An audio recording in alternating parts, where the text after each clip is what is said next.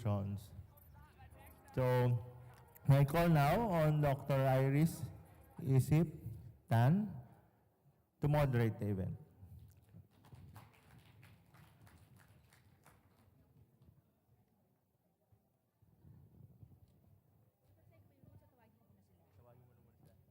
Okay.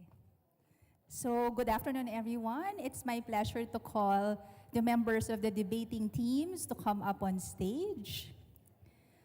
From RITM, Dr. K. Hernandez. From UST, Dr. LD Matyong. From MMC, Dr. Sisto Marelia. They will be part of the opposition team. For the proposition team, Dr. Desiree Yamat from San Lazaro Hospital. Dr. Faye Angela Palabrica from UPPGH. And Dr. Christine Reyes from SLMC-QC. That's the proposition team. Medyo sa date pa yung pagpalakpak nila. Mamaya na lang.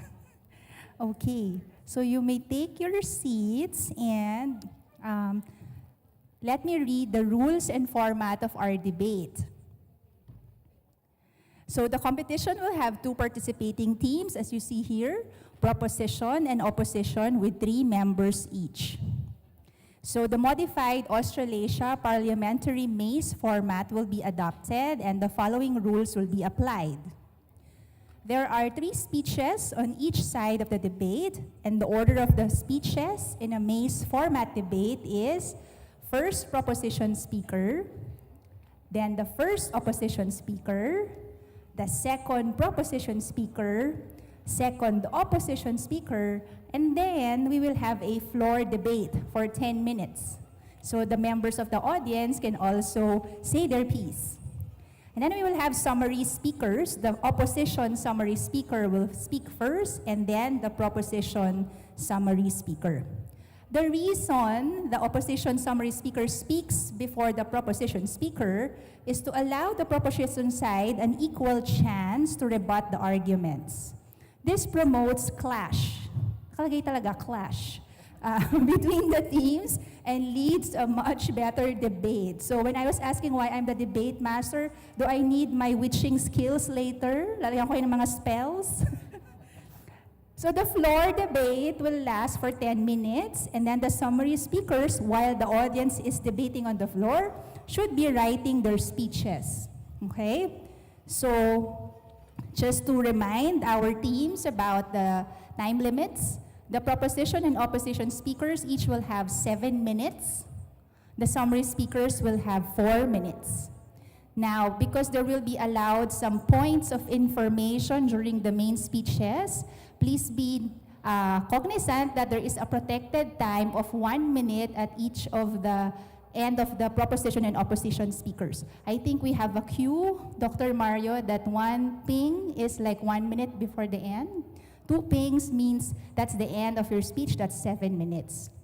However, for the summary speeches, there will be no points of information allowed, but we will still give a signal at 30 seconds from the end of the speech, 1 ping, so you know that you should be closing your remarks already.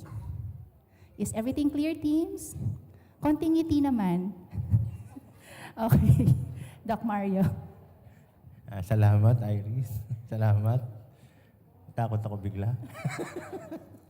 Of course, before we start, let me introduce, of course, our panel of adjudicators. Okay? We'll start with the age before beauty, no? Okay? So, age first. Of course, he is the past president of the Philippine Society for Microbiology and Infectious Diseases, the past chair of the Philippine Specialty Board for Internal Medicine, 2016 to 2017, professor of the Iloilo Doctors College of Medicine, as well as the dean of the College of Medicine of Iloilo Doctors College. I'm going to call out Dr. Ludovico Hurao.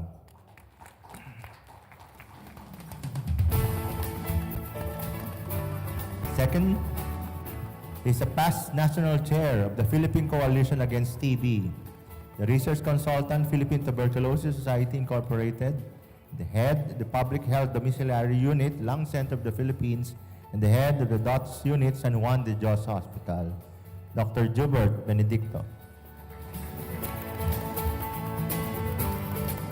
And the last, but not the least, she is the Director, Hospital Infection Control Epidemiology Center, and the previous chair of the Department of Medicine, the Medical City, year-level module head coordinator and clinical instructor at Ateneo School of Medicine and Public Health, and currently, siya yung ingat yaman, the treasurer of the Philippine Society for Microbiology and Infectious Diseases, Dr. Maria Fe Taizon. Now pass the mic to Dr. Iris Isip Tan. So take a deep breath. We shall begin. The motion on the floor, the debate topic for this afternoon is, let it be resolved that in the Philippine setting, latent tuberculosis should be treated. So, yun lang sasabihin ko kasi we'll go na to the debating team. So, first may we call the first proposition speaker.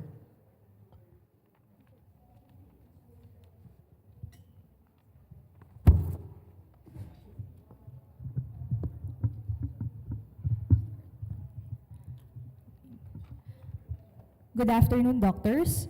So, tuberculosis remains to be among the top 10 causes of mortality worldwide and the leading cause from a single infectious agent.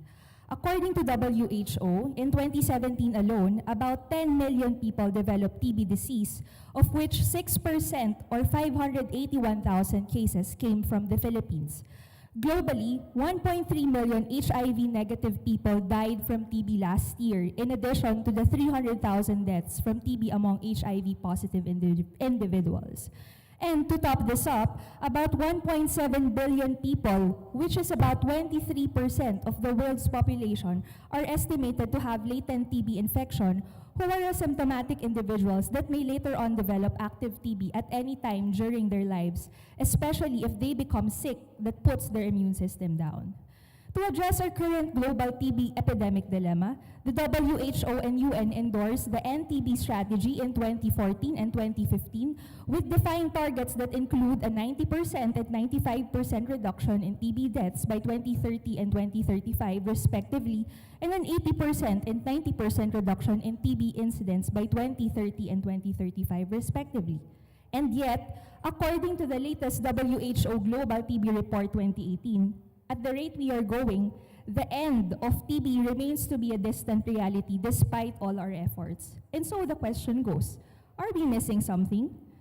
In endemic settings as in the Philippines, treatment of active TB and only high-risk latent TB individuals is the core strategy of TB control programs, partly because in high-incidence settings, the protective effect of preventive therapy is assumed to be transient, given the high likelihood of future reinfection.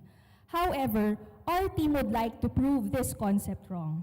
We believe that in the process of latent TB diagnosis and treatment, first, progression to active TB will be reduced. Second, the risk of developing MDR-TB among contacts exposed to MDR-TB will be lessened.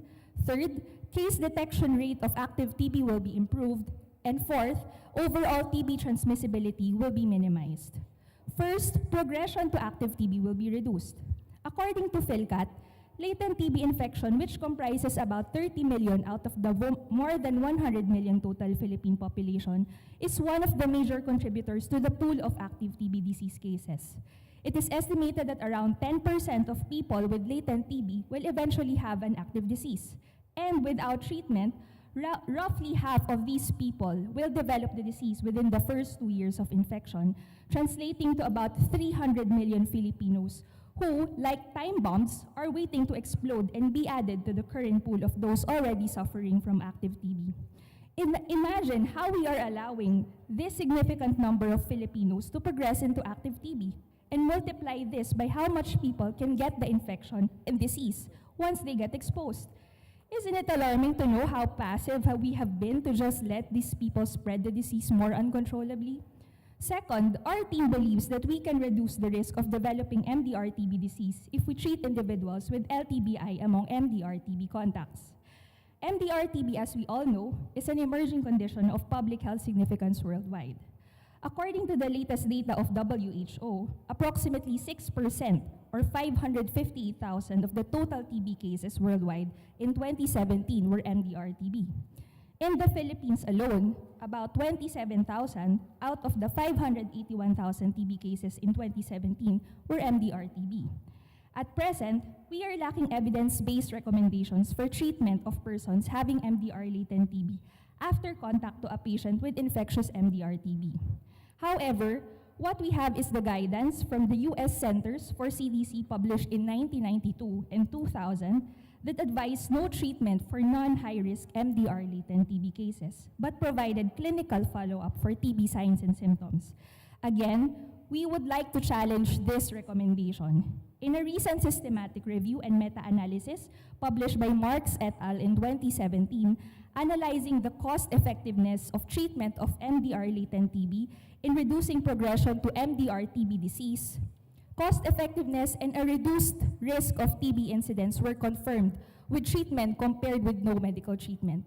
Included in this meta-analysis was a study done by Bamra et al. In Micronesia, which is a high TB incidence country like the Philippines.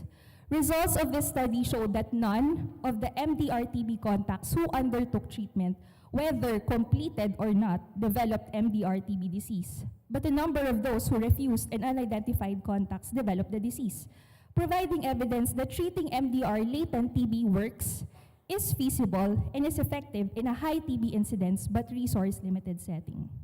Third, we believe that case detection rate of active TB will be improved in the process of LTBI treatment among immunocompetent Filipinos.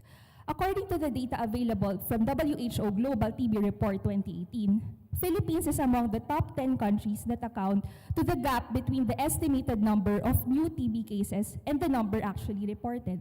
Other than underreporting of cases, this global gap is also due to underdiagnosis, and those with the disease who do not seek consult forms a portion of this gap.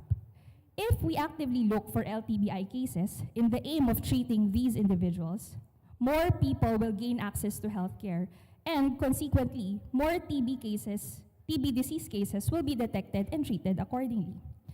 Finally, we believe that overall TB transmissibility will be reduced if we treat LTBI in immunocompetent patients. And so, we advocate that all latent TB cases should be treated. Our team believes that the TB epidemic will never come to an end if we don't close all gaps necessary to break the chain of TB transmission. Remember that our fight against TB is not my battle, not your battle, but our battle. And so, we appeal to everyone to step up, invest, and take the risk.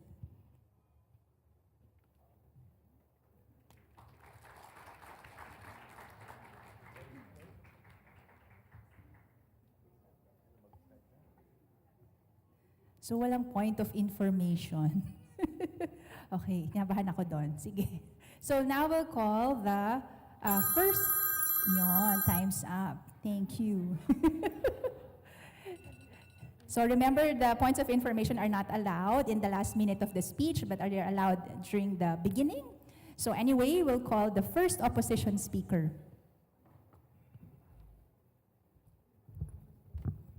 Good afternoon, doctors.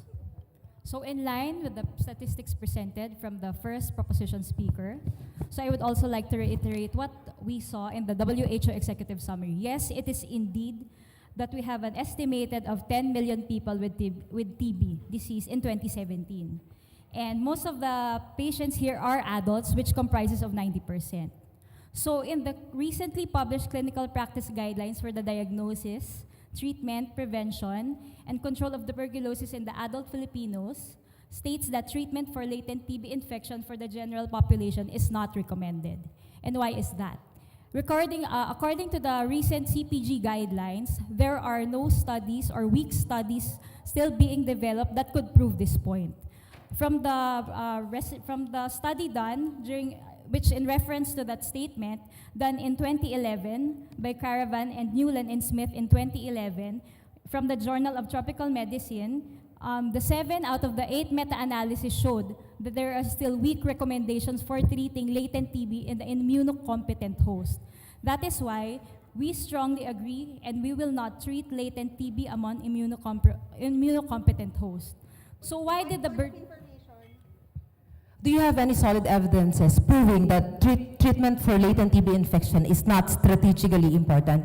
Because according to your previous stated evidences, these evidences are made in resource or high-income, low TB burden countries like USA and other high-income settings. I think the result of those evidences or the result of those studies might have been different if it's done the same setting with high TB burden like the Philippines. Okay. Yes, that is why in this study done, it is still questionable because of the transferability of the data. Because the 7 out of the 8 studies were all done in high-income countries, where the Philippines does not belong. That is why we are not recommending latent TB protection. And just to answer, we have 5 to 10% in the recently published New England Journal of Medicine, and done by Geta Home in 2015. Only 5 to 15% would develop active tuberculosis from latent tuberculosis infection during their lifetime. Together with that, we are also looking at the most catastrophic side effect of giving monotherapy or any treatment for latent TB because of the risk of hepatotoxicity. Apart from that, the compliance is also an issue. The issue of compliance, because we are be giving these drugs for at least 6 months, wherein the compliance is still questionable and still having weak studies that the compliance of patients are really monitored or followed up closely. So apart from that, Yes, it says that only 5 to 15% of latent TB infection develop active TB. However, that is still a significant number. In the Philippines alone, if it's 5 to 10% who develop latent TB, that translates to 1.5 to 3 million Filipinos who will eventually have active disease. Yes, I think Dr. that's significant. yes, Doctora, that is significant. However, we are still doctors. Let us remember that we have served and we have already swore to do no harm to our patients. Are we willing to let our patient undergo this adverse effect just because this patient has no signs of infection? We are indeed doctors. We should do no harm to this patient. Most of the studies show that the reason of stopping anti-TB medications for latent TB infections is still drug hepatotoxicity. That is why in regard to this, like you said, there's only 5 to 15%, but still there are millions of Filipino patients suffering from liver toxicity from TB medication. Apart from that, we are still questioning the compliance of this patient. The compliance because the monotherapy for latent TB infection is not still provided under the TB DOTS program. That is Point of why information. Actually, according to several studies done, the hepatotoxicity rate for isoniazid monotherapy is only 2 to 5% as compared to hepatotoxicity due to a fixed dose combination, which is as high as 28%. Doctora, the source that we are pointing at, there is more risk of undergoing hepatotoxicity with monotherapy compared to the triple or the quadruple therapy. That is already proven in a study done by in 2011. So compared to the risk of monotherapy together with quadruple therapy, the risk is higher for isoniazid monotherapy for drug-related toxicity. As much as we would like to see that figure, that it's still 1 million, we still want to undergo this patient without any symptoms and having undergone the chances of severe liver failure. So we still go back to what we are made of. We are doctors and we don't want to do any harm to our patients. That is why we are not advocating giving latent TB infection for immunocompetent hosts. According to the CDC guidelines, still the majority and the priority is still to eradicate latent TB infection is one of the measures that we are doing right now. However, because of the weak evidences and the evidences that we were presenting with is still from the high income countries, like I said a while ago. So we stand and we agree with the treatment of latent TB infection among high priority, which are still the HIV patients and children less than 5 years of age. So together with that, I would like to also reiterate that in a published journal from the New England Journal of Medicine, like I said a while ago, only 5 to 10% of infected people will develop TB disease during their lifetime. Hence, because of the low risk of developing active TB, we are together with the WHO that we are strongly recommending that treatment for the latent TB infection in 2 risk groups or priority are people living with HIV and children aged 5 years who are household contacts of bacteriologically confirmed pulmonary TB because of the high risk of developing active infection. Hence, with this context, among the immunocompetent individual, treatment of latent TB is not warranted. So, thank you very much.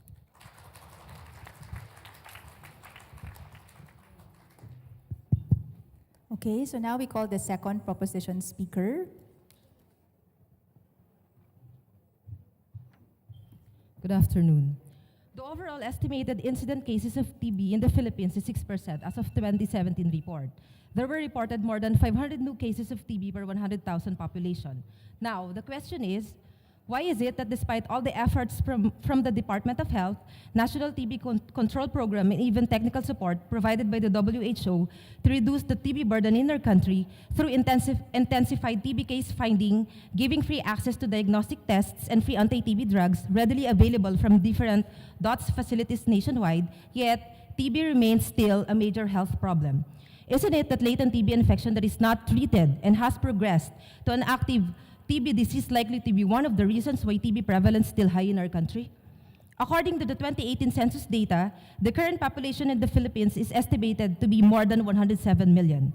According to PhilCat, it is estimated that as much as 30% of the population, that's roughly around 31 million Filipinos, are thought to have latent TB infection. While not everyone with latent TB infection will develop active TB disease, CDC 2013 stated that the lifetime risk of those infected to develop active TB is about 5 to 10%. And this equates to approximately 1.5 to 3 million people. And half of this risk, roughly around 750,000 to 1.5 million people, unless treated, falls within the first 2 to 3 years after initial infection. A yearly estimated total of 250,000 to 500,000 new cases of active TB is expected. An average TB patient generates 75,000 droplets of TB per day. And the infectious dose of TB is as low as 10 bacilli per inhalation. So imagine how many Filipinos will be at risk of exposure to an airborne bacilli from sputum of 100,000 infected people.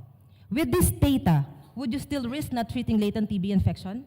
Despite all the facts proving that identification and treatment of latent TB greatly reduces the likelihood of reactivation, and so has potential to protect the health of the individuals as well as the public by reducing the number of potential sources of infection. In fact, the first effort to sterilize latent TB infection on a large population scale were made using isoniazid preventive treatment in a randomized controlled trial in household contacts in Alaska, an area which at the time had one of the world's highest TB incidence. The study demonstrated a 69% reduction in TB incidence comparing the treated group with placebo group after a year and a community-wide IPT-related benefit with a sustained overall 30% reduction in TB incidence. The benefits of treating latent TB infection outweighs the risk in terms of, first, risk of potential adverse events. Adverse events, this is given. All therapy has risks, but there may be less risk in an immunocompetent individual since they have less comorbidities and expected better drug absorption due to lesser maintenance medication that might interact with isoniazid monotherapy. In addition, latent TB treatment entails a lesser encountered adverse events. Commonly, as I've said previously, hepatotoxicity occurs in only 2 to 5% of people taking isoniazid. And it is reported that liver enzyme concentration. Hello, Dr. Point of information. You said a while ago that the problem with the risk, the benefit will outweigh the risk. So do you have concrete data in the Philippines that would support that your statement? And by the way, have you looked into the compliance rates or the resistance rates of isoniazid after stopping the drug if they did not complete at least 6 months of treatment? Actually, regarding the isoniazid resistance rate, there is no proven data to support that. But theoretically, latent TB infection has low bacillary load, so harboring resistant mutants is less likely. Actually, Doctora, there is a 36.5% of monotherapy resistance with isoniazid. So I think that is very significant if you're going to push for isoniazid therapy for latent TB infection. And because of the issue of compliance, because you will ask the patient to take this drug for at least 6 months, so that like your point that you want to protect people from developing active TB, which is very low, from 5 to 15% of the population during their lifetime. Is your study you just mentioned done in the Philippines, in high endemic TB areas like the Philippines, the same settings? Doctora, in the second National Drug Resistance Survey on Tuberculosis in the Philippines in 2014, they have mentioned already increasing monoresistance to isoniazid and rifampicin. Isoniazid resistance is already at 13.8% and rifampicin resistance is already at around 4%. So I think that is a data, this is a data in the Philippines. So you cannot say that there is no data regarding monoresistance, because there is. The DOH published it in 2014. And these resistance are seen even in new cases, meaning that they have not received any antibiotics in the past. What more if they have received? Meaning there will be an increasing resistance more, the more that you have given them before. But the resistance, if you're saying that there's a resistance, according to the studies done in the Philippines, but that isoniazid resistance should not forbid you from treating or from giving treatment to this group of people who are immunocompetent, because according to the data, 3 million Filipinos and yearly an estimated of 500 new cases of active TB is expected if you don't treat latent TB infection. Actually, the goal of the WHO 2035 is to reduce TB burden globally and globally by giving treatment to both active and latent TB. So second, compliance. Because of the fewer encountered adverse events and less pill burden with isoniazid prophylactic therapy, hence it promotes better and full adherence to therapy. A 2-year retrospective cohort study published in IDSA 2000 showed that ALT levels were significantly associated with completion of isoniazid therapy. 91% of those patients with ALT levels that remained within the normal range completed the treatment. Third, risk of isoniazid resistance. As I've said, there is no evidence to support this. MTB from latent infection have little capacity for mutation due to the presence of lower bacillary load as compared to an active TB harboring large numbers of replicating Time's up. organisms. Thank you.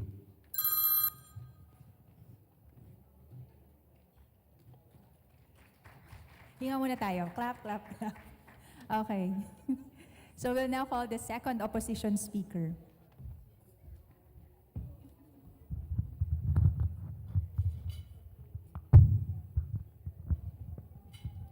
So good afternoon. We think that immunocompetent individuals with latent TB do not warrant treatment. The study of Duta and colleagues in 2014 offered basic physiologic reasons why only 5 to 10% of immunocompetent individuals who have latent TB infection will develop clinically evident TB in the future. Going back to the basic human physiologic mechanism during a tuberculosis infection, immunocompetent individuals are able to contain primary infection with the induction of cell-mediated immune response, resulting in the death of majority of tubercle bacilli. Without risk of any immunocompromising events, the bacilli will remain inactive and dormant. Since the risk of reactivation is low, if prophylaxis is provided for all latent TB-infected patients, it will result in enormous waste of resources and increases the likelihood of possible drug resistance. Another point that we need to consider is the state of bacilli in the host. Is it dormant or actively dividing? It has been known through the in vivo dormancy model of M. tuberculosis growth restriction by Manabe in 2012 that deprivation of essential nutrients potentially stimulating the microenvironment encountered by M. tuberculosis in latent TB infection leads to a bacillary growth arrest and reduced metabolism and activity. Why are this information important? In the Philippine treatment, using isoniazid is one of the main regimens given to latent TB infection. Isoniazid is an antimycolic drug that is maximally effective to actively dividing bacilli. Another novel mouse hypoxic granuloma model study by Karakosis and colleagues in 2014 established an immune-controlled paucibacillary infection consisting of non-replicating, metabolically quiescent organism with reduced susceptibility to isoniazid and even to rifampin, while the infected animals remain healthy throughout. What am I driving at? Reduced susceptibility to killing by cell wall active antibiotics such as isoniazid is referred to as antibiotic tolerance, and it is a common feature of persistent bacilli and latent TB infection. Isoniazid is maximally effective to actively dividing bacilli compared to the metabolically quiescent bacilli commonly found in latent TB, and hence, treatment will not guarantee a decrease in the reactivation rate. Another issue is the risk involving giving prolonged drugs. The major risk on point is the development of TB resistance among patients on latent TB treatment. As you all know, the Philippines has one of the highest burden of MDR TB in the world, with approximately 2.6% of newly diagnosed cases and 29% of previously treated cases being multi-drug resistant. Although in a meta-analysis involving 12 RCTs from 1951 to 2003 done by Bales in 2006 did not show any significant statistical increase with regards to INH and rifampicin resistance during latent TB prophylaxis, but if you will analyze, most of the studies here are small-based population, and majority were done in countries with low resistance and prevalence for TB. In a place like ours, where in monoresistance, even among new cases to first-time TB drugs like isoniazid and rifampicin, as reported by the second National Drug Resistance Survey in tuberculosis in the Philippines, is already at 13.8% and 4% respectively. The result of the previous report saying no increase in resistance with latent TB prophylaxis may not be applicable in our setting. Also, there is a constant exposure to TB in our setting due to high endemicity, and a single course may not be sufficient to prevent the recurrence as what you are claiming. Other risks that we should consider are transient transaminitis and hepatotoxicity seen in 1.2% of latent TB treated patients. Yes, we know that the percentage are low and almost negligible, even among HIV patients based on the Tibella study in 2014. But what we are driving at is that as doctors, we are first morally responsible to do no harm. If it will not benefit treating latent TB infections among immunocompetent, it will not justify the means of giving the drug, no matter how small the risk will be. And lastly, is treatment of latent TB in our setting cost-effective? In the cost analysis done by DOH in 2017, the estimated incremental cost for preventive therapy for adults is at around 15 billion pesos, and the cost per one active TB case averted is at 160,000 pesos. Preventive therapy for adult contacts is found to be not impactful and not cost-effective due to the very low risk of TB infection in immunocompetent adults. Given this reason, we stand by the recommendation of the recently published CPG guidelines for the diagnosis, treatment, prevention, and control of tuberculosis in the adult Filipinos. The treatment of latent TB infection in the general population, especially in immunocompetent hosts, is not recommended. Thank you.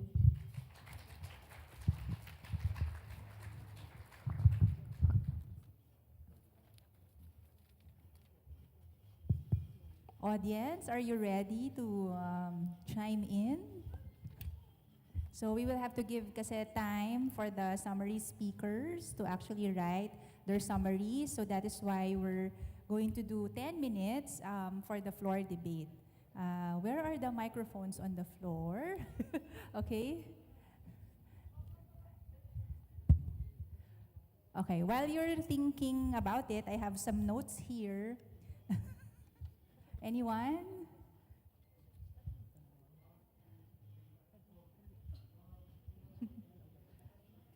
Sa floor, sila lang. Kayo, magsa-summarize kayo. Okay. Okay, one wants to say their piece? Okay, can I have a show of hands na lang muna? Who wants to treat latent TB in the Philippines? Walang mag-raise na. Okay. Meron naman. Dalawa. Okay? Okay. Who says we shouldn't treat latent TB in the Philippines? Okay. So yung dalawa kanina na we will treat, can you go to up to the microphone? Sino yun? Nandun? Naaninag mo ba, sir? Hindi ko kilala yung mga tao. Dalawa daw. Sino yung dalawa doon? Ayan. Sir. Sir, come on. Come on down. Ayan. Ayan si sir. Okay. Actually, sir, late ako kasi doon ako pumasok sa kabila kanina kasi sa schedule 1 and 2 eh. So, hindi ko talaga alam kung ano bang definition ng latent TB bago ko ulit magtanong. Ano exact definition? Dahil ako po ay endocrinologist, Dr. Mario, what is latent TB? Baka kasi na-miss ko lang. Late ho ako. Baka pinaliwanag kanina. Opo. Yung latent TB po ay kaparehas ng asymptomatic TB infection. Ibig sabihin, nagkaroon po sila ng exposure, tapos nagkaroon po sila ng infection, pero wala po silang sakit na tuberculosis. So, usually po, meron po kasing stage ang TB infection bago magpunta sa TB disease. And they would undergo, kaya may latent na tawag, they will undergo latency primarily because yung ating immune system is able to contain the infection, and therefore we are not manifesting any sign or symptom. That's why it's called latent tuberculosis. Sir, how you categorize a patient na nag-apply ng trabaho, incidentally, through X-ray, PTB minimal, pero asymptomatic. But by history, na-get ko yung history, sumasakit yung likod niya, paminsan-minsan. Ang sabi ng patient, parang laging may gusto akong ipamasahe sa likod ko. Which is, kung right yung sinasabi sa X-ray, right din yung kinocomplain ng patient, pero bukod doon, wala siyang symptoms. So, is that a latent patient or not? First of all, if for example there is a complaint that will not be suggestive of tuberculosis, meaning wala siyang ubo, hindi siya nalalagnat, certainly we must investigate what could be causing the pain, but not necessarily think of tuberculosis immediately. And therefore, yes, an X-ray may be needed, pero siyempre investigate pa natin lalo kung ano kaya naging dahilan kung bakit sumasakit ng likod. No, but of course, most doctors or most individuals would request for an X-ray, particularly in the Philippines. And therefore, if there is a suggestive finding or an incidental finding of possible TB because it's actually located in the right or in the left upper lung, and that's actually would indicate a possible tuberculosis. However, to make the diagnosis really tuberculosis, we must actually advise our patients to actually have their phlegm submitted for testing. Usually, yun tinatawag po para malaman kung microbiologically diagnosed as TB, dapat po meron testing ng phlegma para masabi na AFB smear positive. However, there's also a term or another condition which we can say that there is clinically diagnosed TB. But definitely, there should be manifestations na possibly TB before we can safely say it's really TB. So, what is clinically diagnosed TB? And microbiologically, yung sinabi nyo, positive sa sputum. Ang number one problem, asymptomatic yung patient, so hindi mahihinga ng sputum. So, through experience, lahat na nagko-complain ng back pain na may positive sa X-ray, nawawala ang back pains, tumataba ang pasyente after treatment. Yun nga po. It's quite difficult really to say that there is TB if there is no manifestations ng TB or pulmonary TB. Kaya nga po, as much as possible, yung x-ray dapat hindi mo na ipapagawa eh. But as I've said, no, many doctors, many individuals will undergo chest x-ray and nagkakaroon ng incidental finding ng TB. And therefore, in such cases, no, yung nabanggit ko kanina, paano masasabi kung na-treat na nga at nag-respond, no? Again, it's quite difficult to really say it's TB unless, of course, there are manifestations of TB, and then second, there is an evidence, a sputum evidence that there is AFB smear positivity. There's also a method for a person na hindi umuubo para makapagsabit ng plema. Although mahirap din po, no? Sputum induction. We induce the production of sputum para mapa-examine yung plema to have an AFB smear done. No? But then again, mahirap pa rin po kahit nag-sputum induction, mahirap mag-positivity, and therefore, it's also very crucial na yung mga laboratories also have the capabilities to do AFB smear testing. Kaya po may mga dot center din na pwedeng gumawa noon. Yes, sir, pero halos lahat ng, through experience, lahat ng nire-refer ko sa DOTS na gano'n ang experience. So, hindi sila makapagbigay ng sputum, bumabalik sa akin yung patient. Yun nga po, may sputum induction na pwedeng gawin para makapagbigay ng plema. Pero yun nga po, mas maganda talaga ma-diagnose bago tayo magsimula maggamot. But going back to our issue of latent TB, should it actually be treated or not? Yun.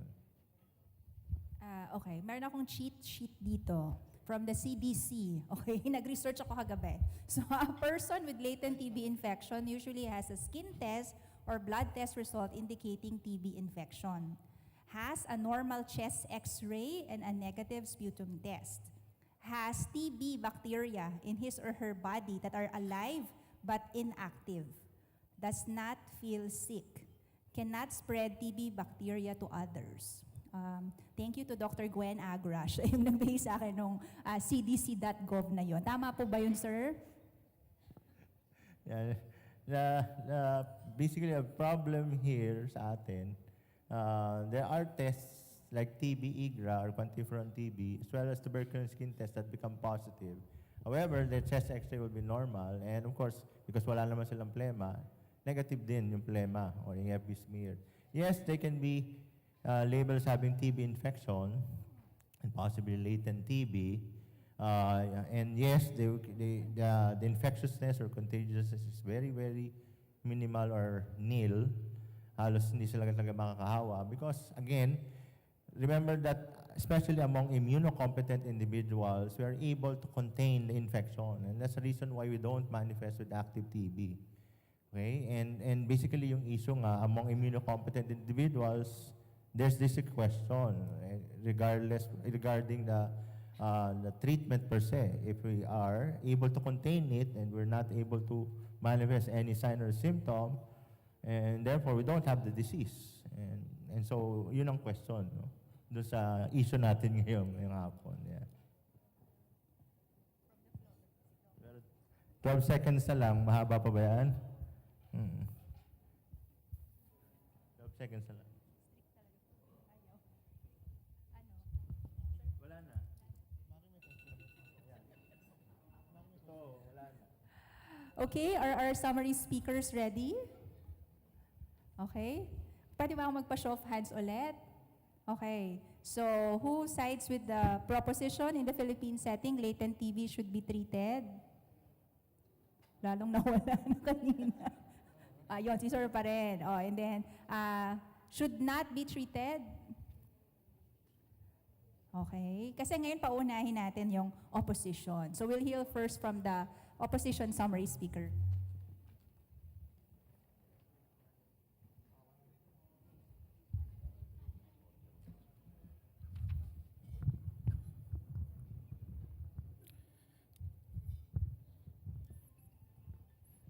Good afternoon. To summarize the important points of my colleagues, let's go back to the basic definition of an immunocompetent patient. These are patients who are able to develop an immune response. In simple terms, the patient is healthy. With this definition alone, you will ask yourself, why will I treat a healthy individual? As mentioned earlier, without risk of any immunocompromising events, the bacilli will remain inactive and dormant, and giving prophylaxis will result in an enormous waste of resources and increase the likelihood of drug resistance. The WHO has clearly defined those patients who are eligible to treat for latent TB. These are people living with HIV, children under the age of 5 years old who are household contacts but bacteriologically confirmed PTB, and other HIV negative at-risk groups. To add to this, risk for reactivation of TB in immunocompetent patients is very low. Giving isoniazid is not very simple. It is actually a very toxic drug. As mentioned earlier by our colleagues,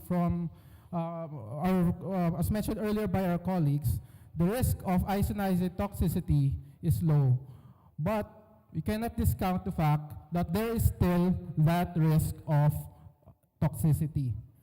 I'm sure all of you have iPhones or Androids. So if you look at Medscape, it has its own chapter entitled Isoniazid Toxicity. And it is divided into two categories, acute and chronic toxicity. The side effects of isoniazid can be as benign as having nausea, vomiting, and lethargy, among others. Or it can have a very toxic side effect, such as hepatitis, hepatic encephalopathy, hallucinations, and sometimes coma. My point in mentioning all these is, why give such a toxic drug to a healthy individual? And since the Department of Health is implementing the antimicrobial stewardship programs in the different hospitals in the Philippines, we cannot discount the fact that giving INH to healthy individuals may lead to INH resistance. In 2013, the director of WHO Global Tuberculosis Program described drug resistance, TB, as a ticking time bomb. According to the second National Drug Resistance Survey on TB on the Philippines, resistance to INH is the most common form of monoresistance, especially in the previously treated cases.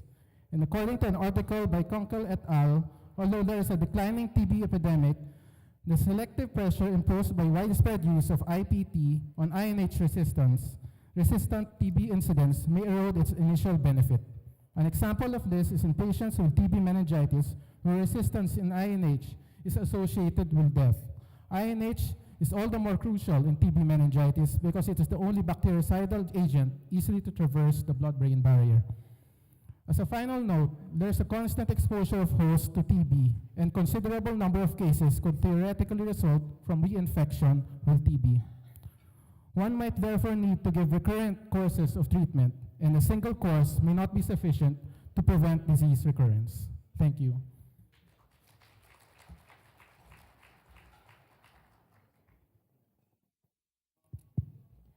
Thank you. So we'll call the summary proposition speaker.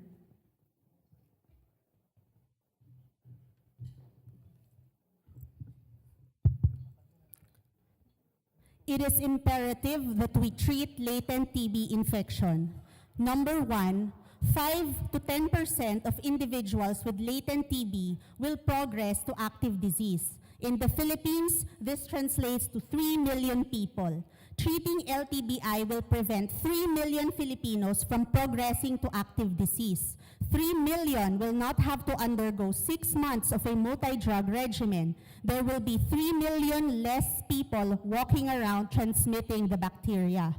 Point number 2, treating LTBI will address the hidden reservoir of MTB in the population. The goal of finally ending TB becomes more attainable when we eliminate MTB infection in all of its forms. Third point, MDR-TB is a problem. Treating LTBI in MDR-TB contacts prevents development of MDR-TB in these people. Let's not add to the 27,000 Filipinos who fell ill with drug-resistant TB in 2017 alone. There is a significant side benefit to treating LTBI in that in the process of screening, more active TB cases will be found. We must amp up our efforts to find these missing cases in the fight to eliminate TB. Yes, reinfection is a concern in our setting. However, our proposition is not that active TB treatment will stop. Actually, the recommendation is that LTB treatment and active TB treatment should be taken together so as to eliminate all sources of the bacteria. In life, in clinics, and in policy, there is always the element of risk. But what is important is that the benefits outweigh the risks and that we mitigate the risks. There is concern over risk of adverse effects in LTBI treatment. However, the risk of hepatotoxicity is small and the mortality rate from liver complications is no different from the general population. Aren't we actually saving the patient from worse adverse effects brought on by a four-drug, more hepatotoxic regimen should it progress to active TB? A second point, treating LTBI is cost-effective. Yes, it costs more according to your presented study, but you are not accounting for immeasurable costs like opportunity costs, travel costs, monitoring costs, personnel costs, all incurred if this patient was being treated for active TB. You are also not counting that what if these latent TB cases later become active TB, racking up again cost. And to rebut, Chavan et al. In 2011, which was the basis for the Philippine 2016 CPG recommendation not to treat, it was a cost-effectiveness study, and in fact, it said that treatment is effective and cost-effective for high-income countries. But they did not say that we cannot afford it, only that we may not be able to. Furthermore, we are banking on the immunocompetent patient's ability to contain infection. However, immunocompetence is not permanent. All of us will become immunocompromised at some point in our lives. Why not treat TB now, when it's just one pill once a day, when taking oral meds is not a problem, when there is no polypharmacy and no other comorbids to complicate matters?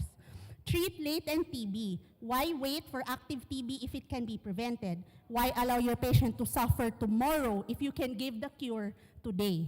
End TB, treat latent TB. Thank you.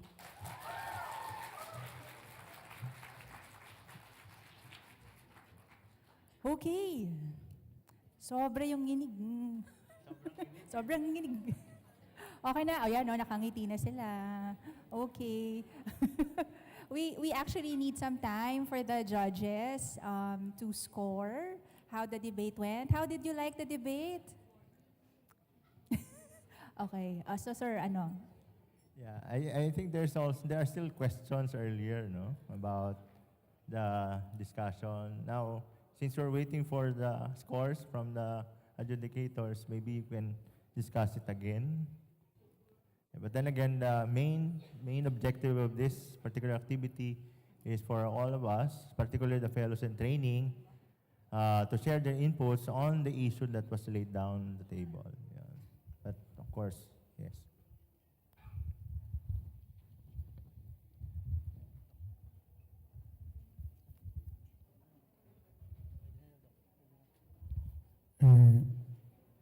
Good afternoon.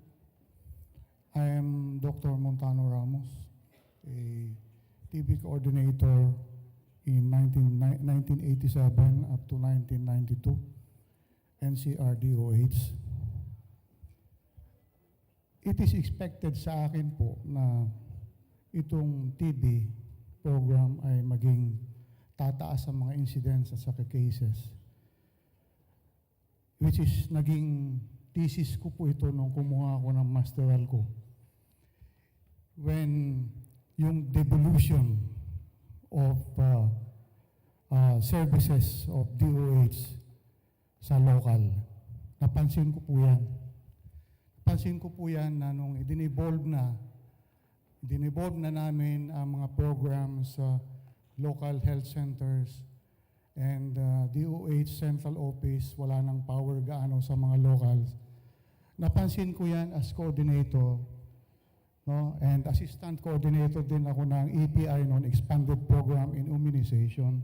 Napansin namin na tumaas ang cases ng hindi na-immunize na baby, tumaas ang cases ng mga TB, yung mga ginagamot namin noon, tumaas na naman. Because sa aking palagay, kanya-kanyang priority ang mga local officials noon ng program. Napansin din namin at na-observe namin na yung ibang local officials, hindi nila binibigyan ng priority yung mga short course chemotherapy namin. So, ini-expect ko, itong pinag-uusapan yung ito, tataas talaga ang cases. I've been to other countries last week or last month. Napansin ko na talagang tayo ay naiiwan na sa immunization ulit. Dati, ang polio, zero na dito. No? Dati, ang measles natin napakataas, 98% coverage. Ngayon, wala. Asa, mababa na naman. Because, napansin ko lang na kanya-kanyang priority ang mga local health officials. I would suggest siguro na mas mabuting i-devolve yung ibang programs except siguro ang DOH. Pwede siguro ibalik ang health center sa Department of Health Central ulit. Sa tingin ko, yan ay sa mga nakikita ko. Secondly, madami kayong binabanggit kanina. Everything, lahat na narinig ko. Studies from abroad and everything.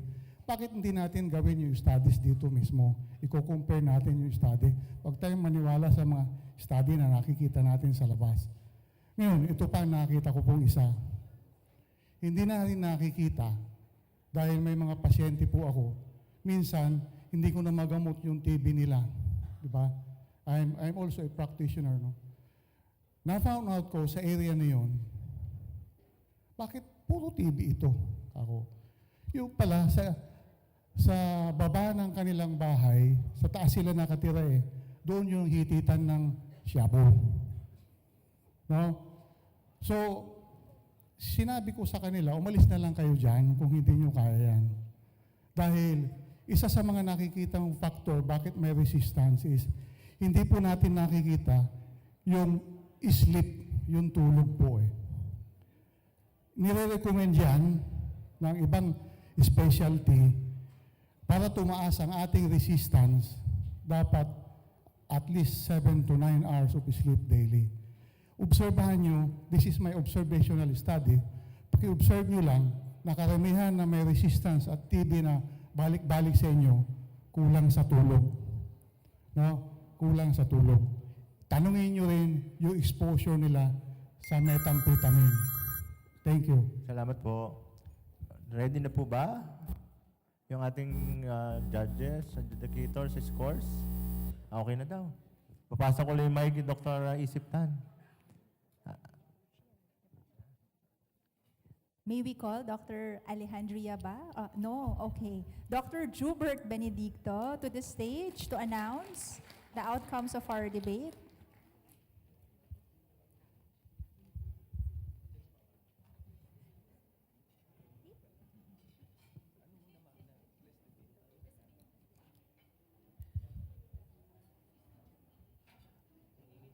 So, good afternoon, everyone. And I think both group and both sides presented good arguments, and because of that, I think they deserve a big round of applause. Yeah, just some comments because I came from another session. That's why I thought I was going to be late. We were in a framework as far as LTBI management in the Philippines. So it was a consultative meeting. WHO, JICA, other stakeholders were there, especially the NTP. And the main line of thinking is, yes, we might do it from a program perspective. That means offering LTBI diagnosis and then subsequent management. But as what the debaters presented, the evidence behind the study seems not that robust. But of course, if you're going to do it from a public health perspective, then that's another different argument again. So just so the group the statement that's being crafted by WHO for the Philippines will come out by January. So based on that meeting. So yung definition ng LTBI, yun na yung bagong definition from there. There's a new definition. It just states there, it's a state of persistent immune response to the presence of Mycobacterium antigen in the body in a patient who you deemed not clinically active TB. So as you can see, the X-ray was removed from the definition. Previously, we were harping na dapat normal yung X-ray and everything. But as what the questions mentioned, paano yung iba? Normal daw yung X-ray last year, pero ngayon pumunta sa'yo may fibrosis, but the patient is healthy and everything. So the main line of thinking is if you can rule out active TB, then that is a possibly latent TB. Okay. Okay, so let's now go to the scores. The scores were relatively tight, kaya nga gumamit kaming calculator. So we thought na hindi na namin kailangan gumamit ng calculator. So the separation in terms of percentage between the two groups, ano lang, 2% lang yung separation nyo, yung difference. So one got 86% and the other got 88%. So the judges deemed that the group from the opposition was the winner.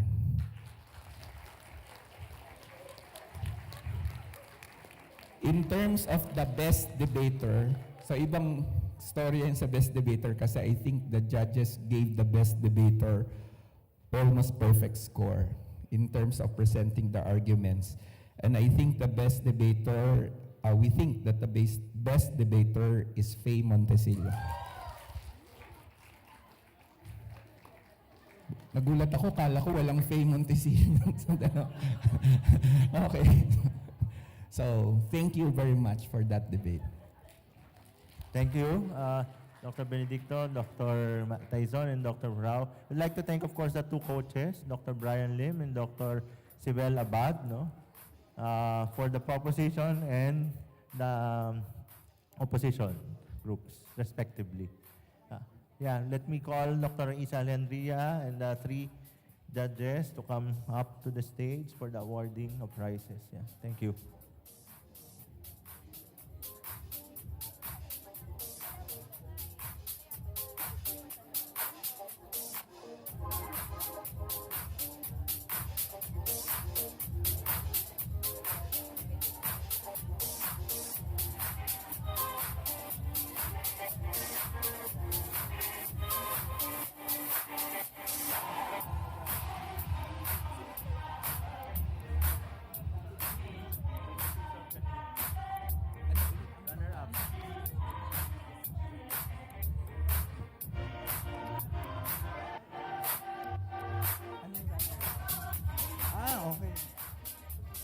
So again, the judges are proud to present that the runner-up for this debate is the proposition.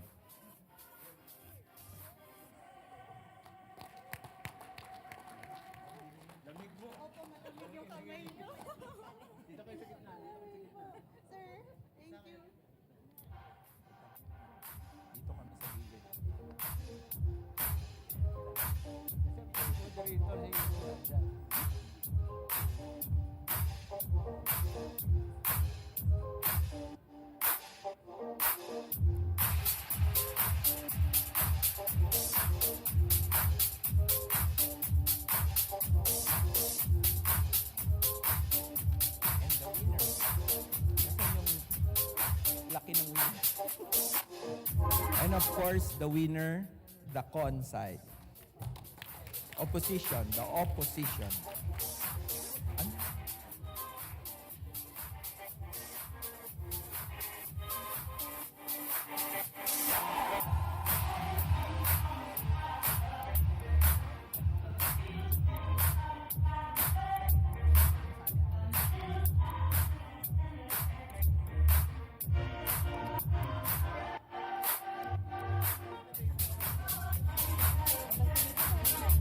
Okay.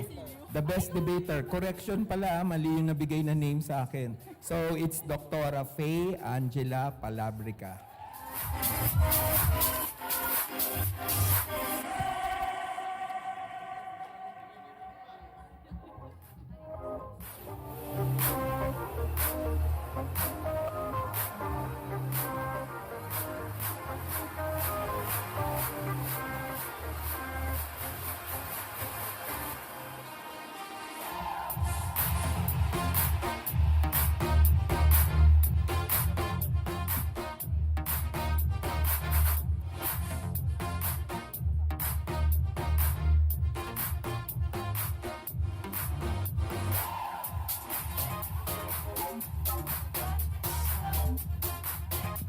Hello. We now would like to give the certificates of appreciation to our judges, our adjudicators. Dr. Mafi Tyson, thank you.